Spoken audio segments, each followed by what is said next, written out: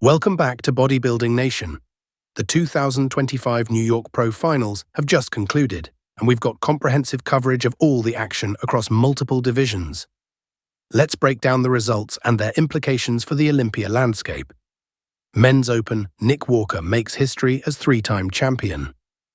The Men's Open division wrapped up with Nick Walker securing his third New York Pro title, an unprecedented achievement in the show's history. With this victory, the Mutant has officially qualified for the Olympia, setting up what promises to be one of the most competitive showdowns in years. From pre-judging through finals, Nick's victory was never really in doubt. William Bonac took second place, with Krizo landing in third, a somewhat surprising result considering Reagan Grimes' strong pre-judging showing. Regan ultimately settled for fourth place. The burning question now becomes, where will Nick place at the Olympia? After missing the last two Olympias despite being qualified both times, it seems virtually certain he'll be on that stage this October. Unlike previous years when injury or preparation issues derailed his Olympia plans, Nick appears to be on a mission to reclaim his position among bodybuilding's elite.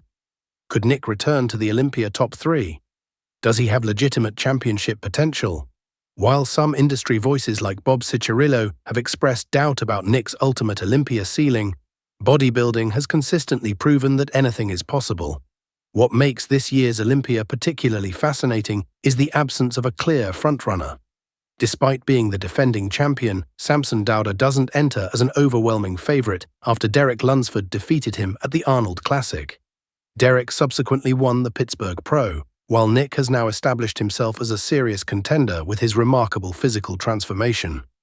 Further complicating predictions is the fact that we haven't seen recent comparisons between Nick and competitors like Samson or Hadi Choopan. While Nick's battles with Derek and Martin at Pittsburgh provided some context, the Olympia could deliver entirely different matchups and outcomes.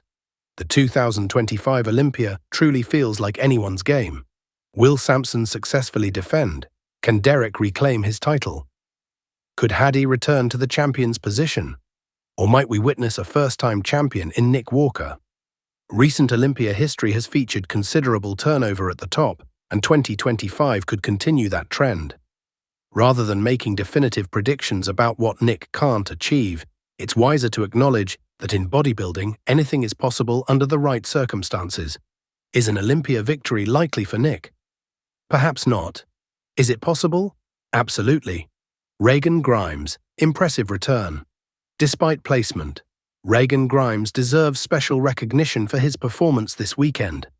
After viewing the high-definition footage of his individual routine from pre-judging, it's clear this may be the best version of Reagan we've ever seen on a professional stage. As noted in our pre-judging coverage, Regan appeared to fade somewhat as comparisons continued, and this trend apparently continued into the finals, explaining his slip to fourth place. Despite initial impressions that he might challenge for second or third, his conditioning couldn't quite hold through the entire competition. This gradual decline likely stems from competitive rust, as Regan hasn't been particularly active on stage in recent years. The visible perspiration during prejudging and progressive loss of muscle fullness suggest his body simply couldn't maintain peak condition throughout the lengthy judging process. Even with these challenges, Regan's package was tremendously impressive.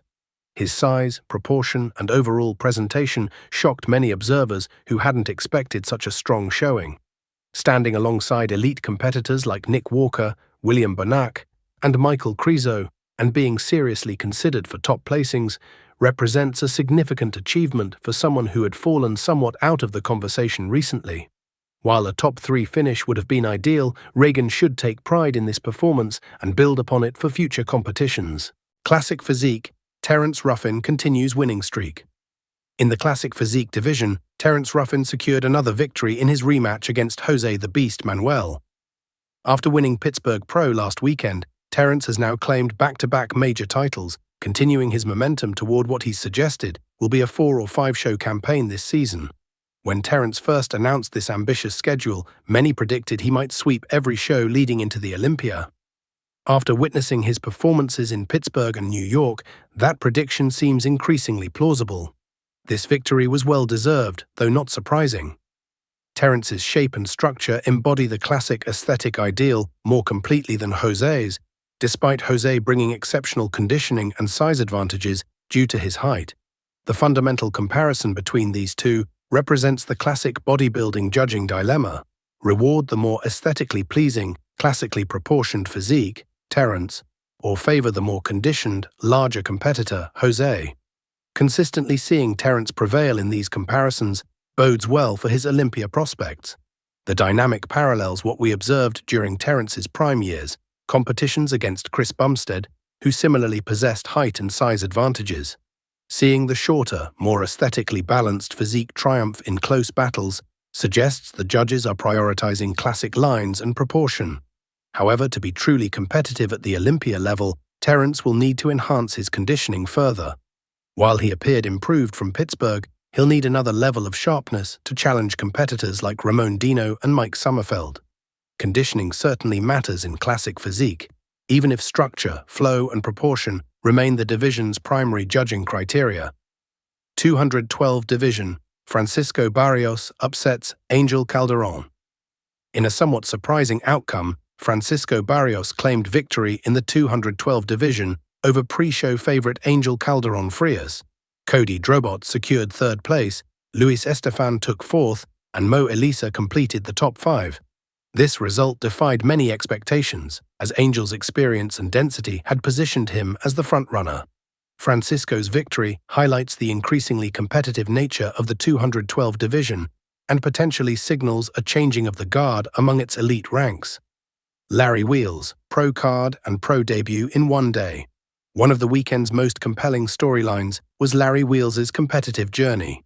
After placing fourth in the amateur men's open bodybuilding division this morning, Larry shifted to classic physique, where he won both his height class and the overall title, securing his IFBB pro card.